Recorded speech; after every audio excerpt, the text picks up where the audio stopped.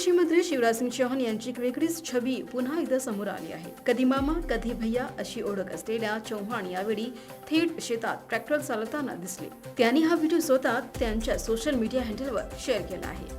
Video सोबत त्यांनी लिहिलं आहे, मी केवळ कृषी मंत्री नाही तर एक शेतकरीही आहे आणि शेती माझ्या हृदयात आहे। जेव्हापर्यंत स्वतः शेतात घाम गाडत नाही तोपर्यंत शेतकऱ्यांच्या तपस्येची जाणीव होऊ शकत नाही।